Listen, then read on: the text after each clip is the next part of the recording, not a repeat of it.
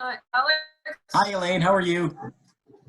Good, good. Sorry, I'm having internet issues. I think too many people are on Netflix or something. No problem at all. And welcome everyone that's logged in already. So we're at 62 participants already logged in. So that's great. I think everyone's eager for this seminar. So guys, this is our first time doing this. We'll call this our dress rehearsal on this. Elaine and I put this together over the last few days. We know there's a lot of uncertainty in regards to when you're a landlord and how to deal with your tenants during this pandemic. So we're going to jump right into it, discuss various topics with Elaine, and then we'll do a question and answer period after. So if you do have any questions, you can just go into the Zoom webinar chat. I believe it's right there on your screen, and type your questions, and I'll ask Elaine those. But Elaine's got some great content. She is a top paralegal, was awarded the, what would be the best way to describe it? In 2013, you were awarded the top paralegal by the Ontario Law Society, Elaine. That's the best way to describe it? Yeah, the William J. Simpson Distinguished Paralegal of the Year Award. Yeah, so we're bringing you the top expert when dealing with these tenant issues. And I can say personally, myself, I have used Elaine's services when we had a situation with one of our tenants, and she did a fantastic job. So I can personally recommend her for my own usage, as well as we've been recommending to our clients as well. So Elaine, I'll give you the floor and you can introduce yourself and we can get into the conversation. Awesome. First of all, I want to thank you for putting this together. It's so badly needed because there's so much information. So you've done a really wonderful thing in putting this together. And I thank you for the invitation to be here with you. So like you said, there's a whole bunch of misinformation going on. Best information and the most accurate. Now, I can tell you something now, and in 10 minutes, the government can say something or announce something. So I'm going to give you what I've got as of this session. One of the things that Alex and I have talked about is that if there are changes, we're going to do this again. So we're going to keep you up to date and informed as best we can. So I want to just talk about the misinformation piece. So you're seeing stuff on social media, you're seeing so-called experts, you're seeing tenants saying don't be, seeing before it's saying if you can't pay your rent. You're seeing John Tobin has struck a deal. A bit about that. He did meet with. So Elaine's just going to call in now. That should resolve the issue. So thanks everyone for their patience on this to get this rolling. But basically, what it is that the landlord and tenant board is no longer allowing evictions for non-payment of rent, and obviously that can cause issues if your tenant stops paying your rent. What are your options? So that's going to be the main focus today, and discussing that and some solutions that we're working on putting together for everyone.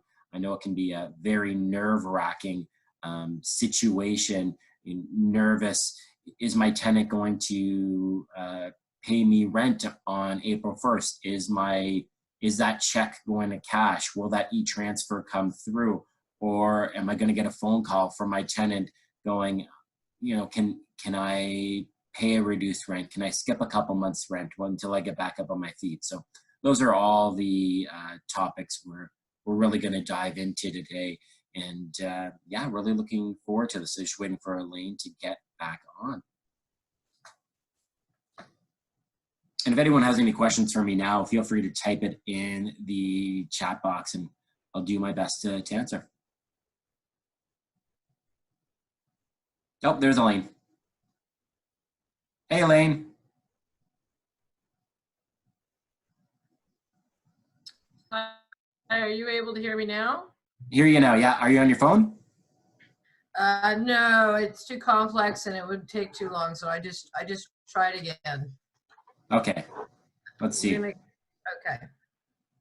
So I'm just going to jump ahead because one of the things that I understand is that the federal government may be putting together a relief program for small landlords. So I've been hearing rumors about that. So keep your eye on that.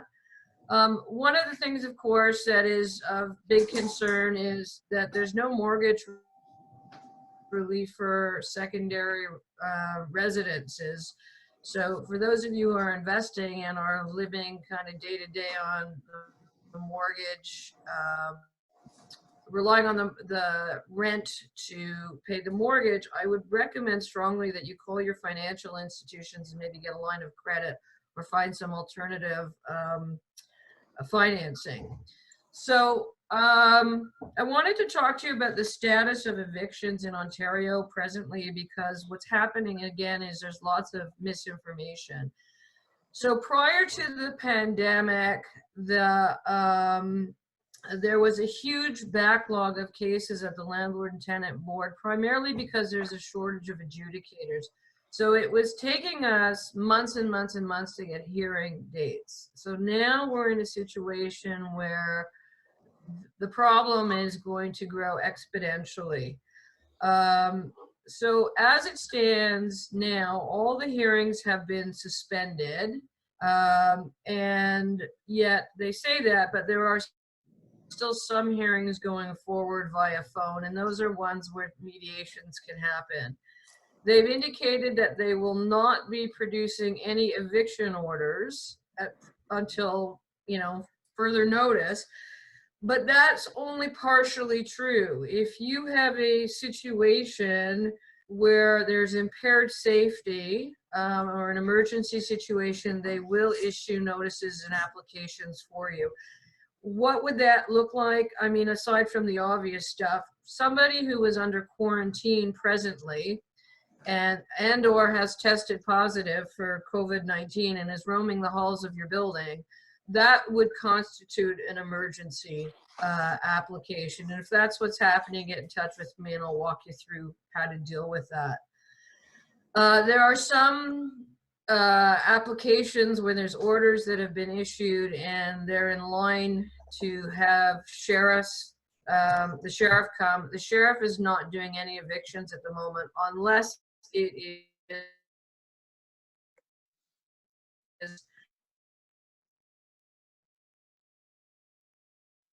We lost.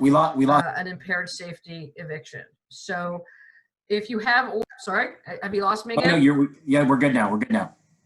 Okay.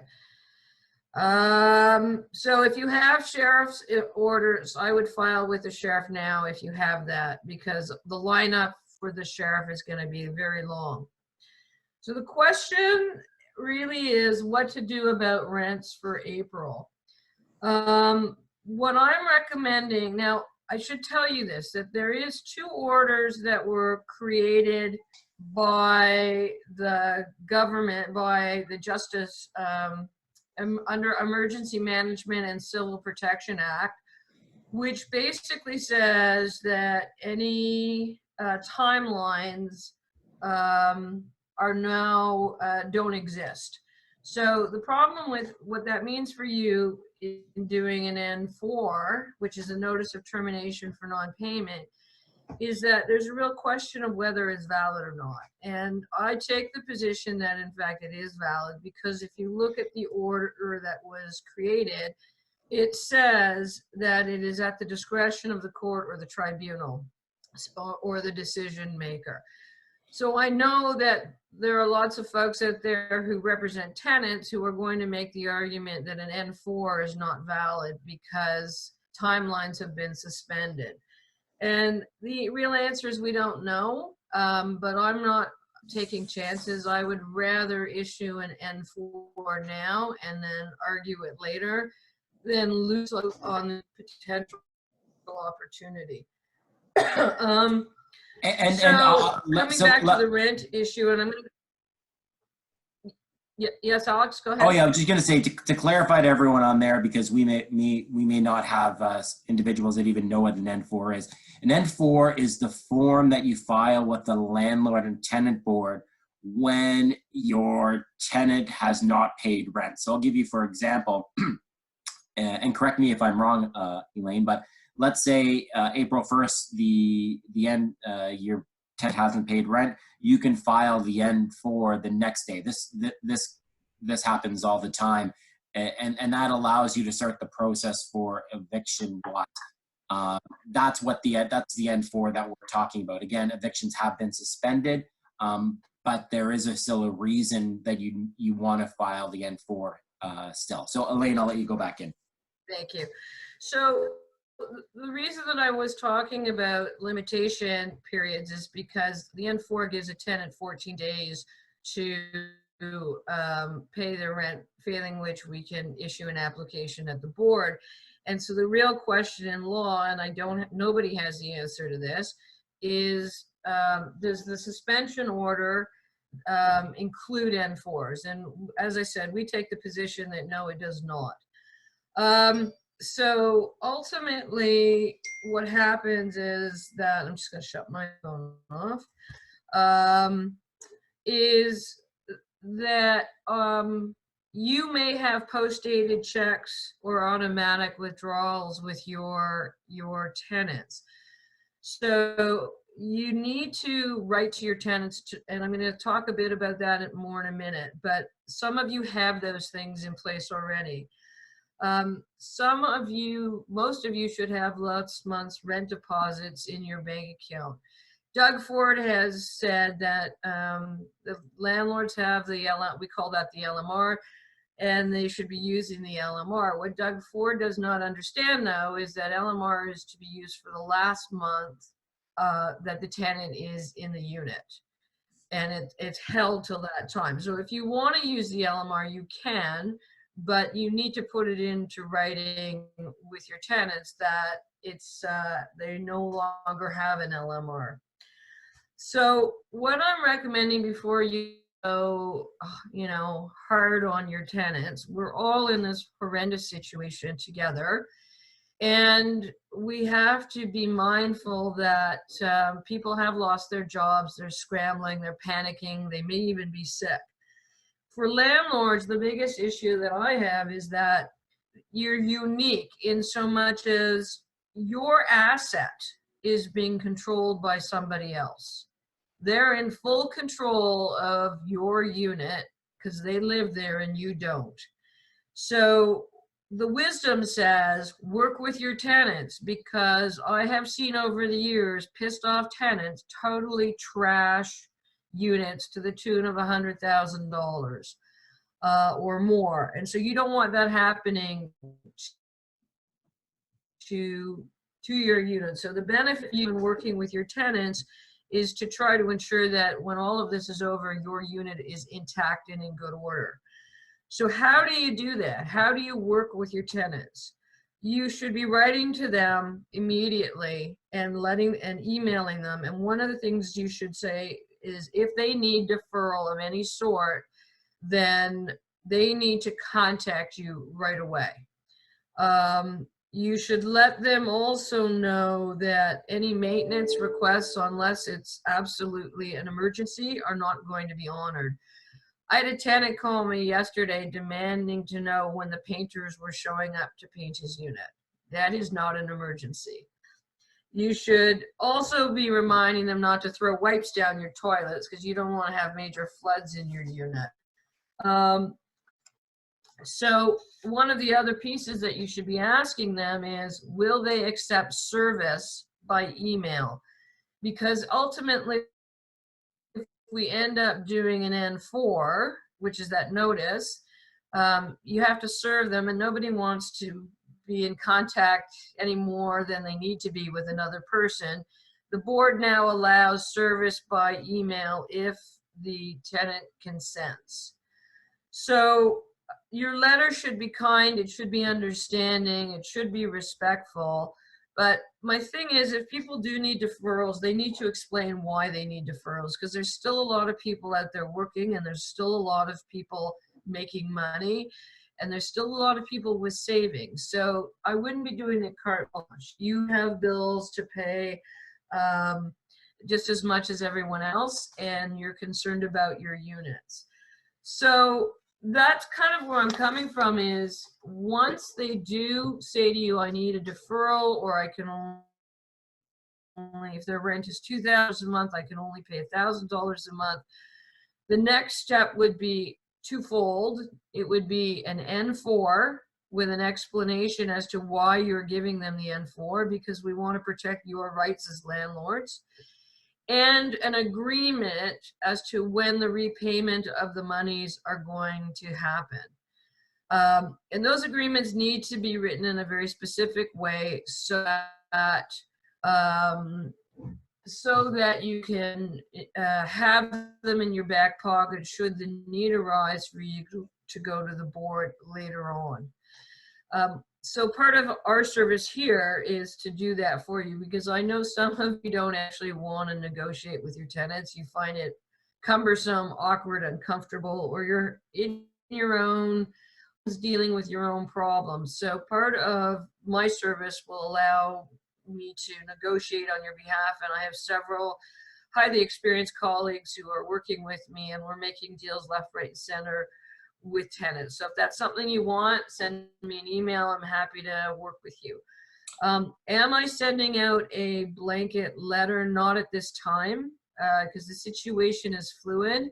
I created one yesterday, and then today I changed it all. So it may be something that I'm willing to do at the end of the day, but at the moment things keep changing. I want to have up-to-date information. So basic, and I'm sure there's probably some questions. Or Alex, if So one great question here, and Elaine and I talked about it yesterday. Peter asked, can I ask the tenants to leave if I'm moving into the place? So the process for that is called an N12, and you would have had to have served the N12 prior with, and if, you know, there's all sorts of pieces that follow an N12 and under the regulations. So you would have had to have served it. You would have had to have given 60 days at the end of the term. You would have to swear an affidavit that you're actually moving in. You would have to pay the tenant rent. You can't just knock on the door and say, I'm moving in tomorrow, get out. That's not going to work. And I will tell you, when I spoke of backlogs before, this is the prime one type of application that has been significantly backlogged, where we've had purchasers who wanted to move into their units, and we couldn't close because it was a 4-month wait for a hearing. So it's a whole onto itself. But yes, you can do it if you do it correctly, but you're not going to be getting your unit net back next week. So Peter, I'll further clarify again with the landlord and with eviction suspended wise, even by doing that, there's no guarantee that they're going to leave at the end of the 2 months.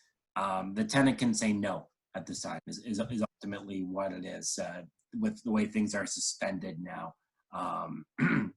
Really, the only type of eviction that can happen is that if there's some sort of legal or health issue happening in the unit. That's correct, right, Elaine?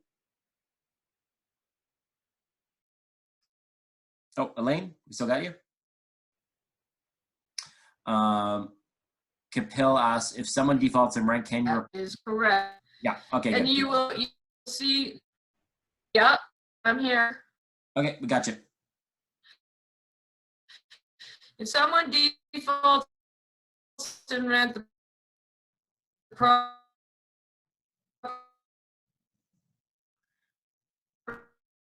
procedure, the N4 on payment of Elaine, we lost your audio again. Can you hear me? We've lost your audio.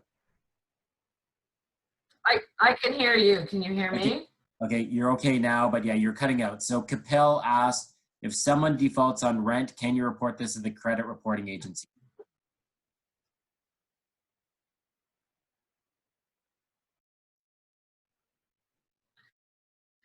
No. The issue really, a credit bureau isn't going to assist you. Elaine, you're cutting out again, but Capel, I can answer the question because we've had I'm this. going to answer. So Capel, to answer your question wise, so tenant doesn't pay rent, can I report him to a credit rating agency? Even before this all happened, the answer is no, it doesn't work. We've had people attempt it before. It doesn't work to report it to a credit agency. It's not going to show up on their credit report in the short term wise. Ultimately, in this situation, if you're coming across a tenant that isn't paying you rent April 1st wise or has asked for some sort of reduction, what the solution is and what the best course of action is to, as Elaine said, you're going to file the N4. You file the N4, then you work with the tenant to figure out, okay, what can you pay? And then set that amount. And then number 3, once they get back on their feet, you're going to be setting up a payment plan to collect the amount, the difference. So let's say your rent was $2,000 a month and they're only paying you $1,000 a month for 4 months. Well, there's $4,000 that ultimately they still owe you. And once they get back on their feet, then you'd set up a payment plan.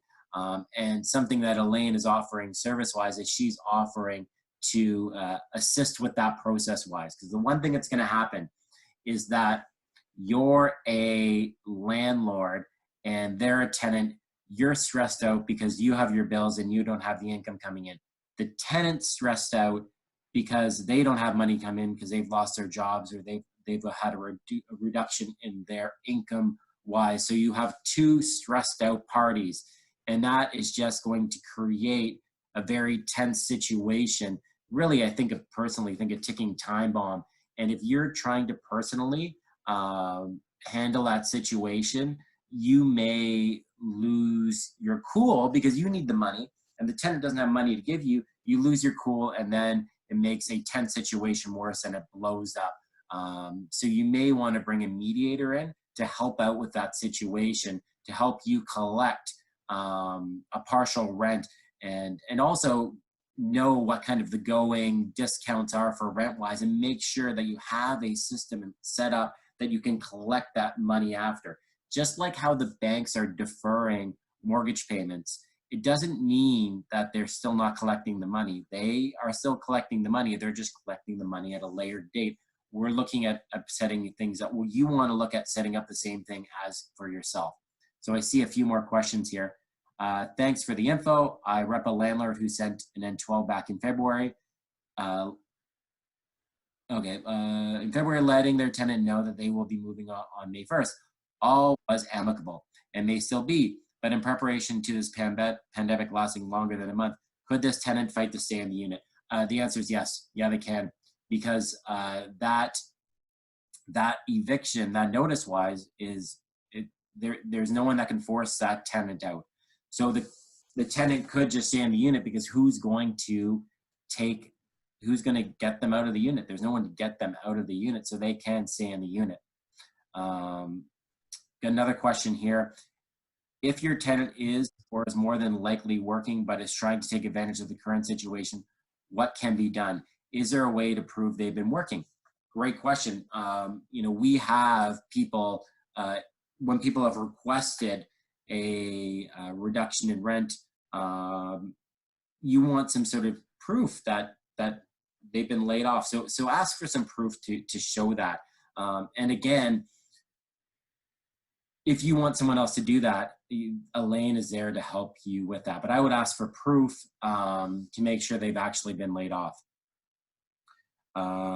What happens if the tenant was laid off and the collection of rent is unforeseeable? That's exactly the situation that we're dealing with. If your tenant's been laid off and there's no money coming in, but they may have savings or something along those lines, they can still pay you the rent. But ultimately, Wendy C, who asked this question, the typical process would be you would go to the landlord tenant board and fight for eviction to get the tenant out. But that process no longer exists. So there is really nothing you can do but work with the tenant to try to create some sort of payment plan during this time. Elaine, do you have anything to add? Yeah, I just want to say as well that you might want to do some research on behalf of your tenants around all of the different government assistance packages there are, because every day there's something new coming out, and even if they have been laid off, they should still be getting money in. It may not be their full salary, but they certainly should have some money coming in from the government sources. So you are actually doing yourself a favor by creating a list of those resources for your tenant. Roman asked a question, is there a sample agreement payment plan that you can share? Ultimately, when we're done this, you can reach out to Elaine, and Elaine can let you know the services wise. But Elaine can help you with all those items in regards to a sample letter, agreement, payment plan that she's assisting her clients with. Yeah, and the reason that I'm not doing a generic one really is because everybody's situation is slightly different. And I'm hesitant to do a generic one that doesn't fit your situation, and you might be shooting yourself in the foot by just using a generic. For example, most rents are payable on the first, and it's not null and void. So we want to tailor agreements to the specifics. Yeah, so basically what Elaine was saying is that every situation is going to be unique in this, and wanting to tailor to each situation. Okay, got a few other questions here in the Q&A. Asking about rent banks. I've never even heard about a rent bank. Do you know what a rent bank is, Elaine? I sure do. So the rent bank is a program that is through the government. I honestly don't know if I think it's municipal. Generally speaking, once we've issued that N4 and a tenant is working but they have fallen behind, they can go to the rent bank, and the rent bank, if they have the N4 in hand, the rent bank may pay their rent for them. In other words, give them a very low interest loan in order to pay the rent. I don't know what the status of rent bank is during this time frame, but it is used quite regularly in the normal course. Okay, and then we have, I submitted an N4 to the board beginning of March before the freeze on evictions. My tenant confirmed he isn't paying rent until our hearing. They say it's possibly possible for them to move by October. Can I request a phone hearing? No, Melissa, unfortunately. No, hang on. Yep. In that situation, Yep. Oh. what I would do is, if you already have a file number and you have an agreement to terminate the tenancy, then you could contact the board. I would do it by email and ask for a mediator, and a mediator will in fact type that up. But you already have to have filed and have a board file number for that to happen.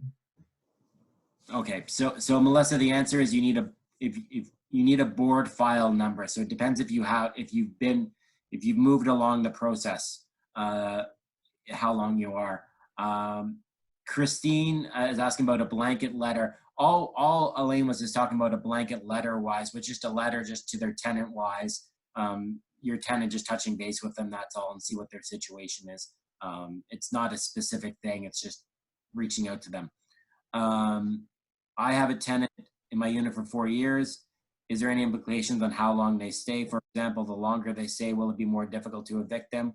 Or does the duration mean not mean anything? Duration doesn't mean anything in regards to them in a unit wise. If someone isn't paying, then you can start going through the process for eviction wise. But again, there is no evictions right now for non-payment of rent. So that's not something you can do until there's non-payment of rent. Okay. Anyone else have any more questions? And we're gonna have another one of these next week. Again, this was our dress rehearsal wise. We'll definitely have more things put in place.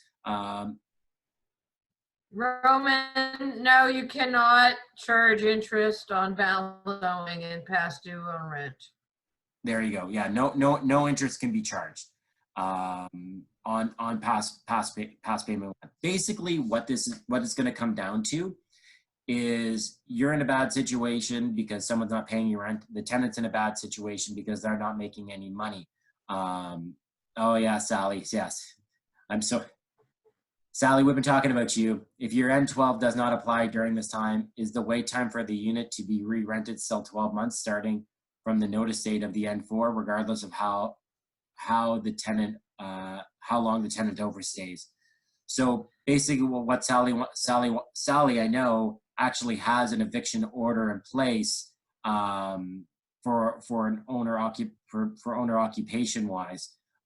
So she wants to know what the process is when the 12-month period starts, when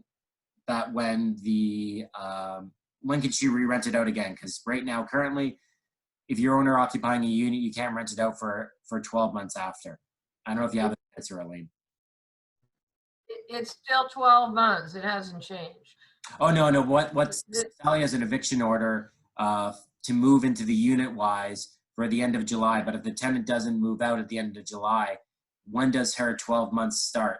Is it start when the eviction order or actually when the tenant leaves?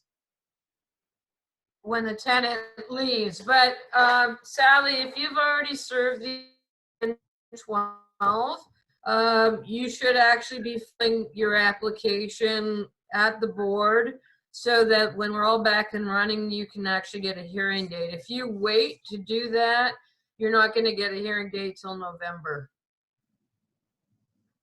Great. I think that covers the questions. Let me just check the questions here. I think we got any more new ones here. I think we do on the question and answer. Sorry, Sally, if your N12 was issued on February 28th, your termination date is probably April 30th. So if you've served it, again, I'm just going to tell you, you better get it. You should get your application issued. You can do it by file and get in queue, because it could impact you down the line if you don't.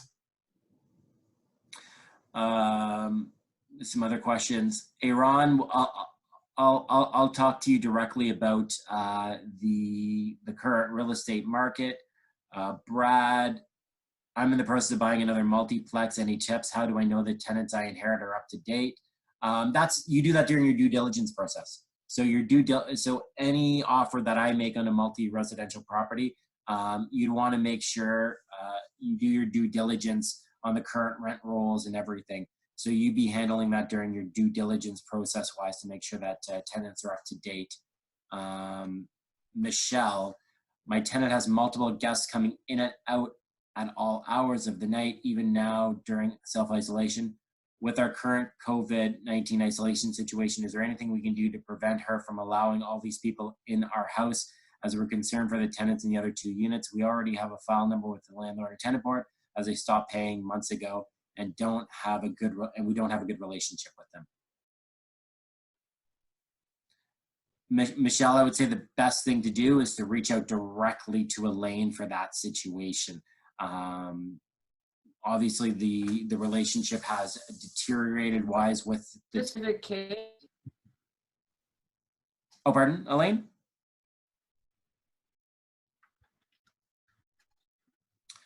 Okay, so Chris writes, just to be clear, if tenants can't pay April 1st, even though I have no intention of eviction,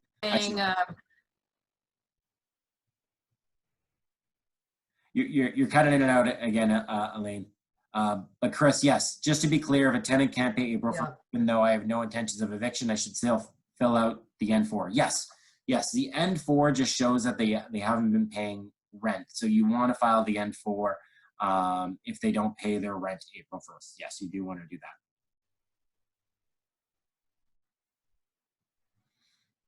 Any more questions on this? So Elaine shared her email. We also recorded this, so we will send a recording as a copy of this video to everyone so they can look back at it. As well, I will be sharing Elaine's contact info with everyone. Are you familiar with commercial tenants? We own a strip mall, and we're wondering. This is just purely on residential side. On the commercial side, you can, if they don't pay, just lock the door. You can do that on the commercial side. The residential side is what has all the protections. Okay, we got something here. With this new government rent relief program to the landlord up to 500, which had to be launching in the beginning of April, would this in turn only apply for May rent and any future months? Is this a resource that we can educate our tenants on and let them know? Again, we don't have information on that, so that's something to be determined. We can have an update on that next week, Erica. And that's in BC. Yeah, 500 is in BC. That's not national. That's only in BC. Correct, Elaine. Yeah. So we'll send a copy of this video to everyone. I'll put everyone in contact with Elaine so they can help out with your issues wise. And we'll be doing this again next week. So stay tuned. Okay, Elaine, thank you so much. Really appreciate it. Oh, okay, guys, we'll send this out. We'll wrap this up, and thanks so much for attending, Elaine. Thank you so much again, and we'll see everyone next week. Okay, bye-bye. Thanks, Alex. Bye, everyone.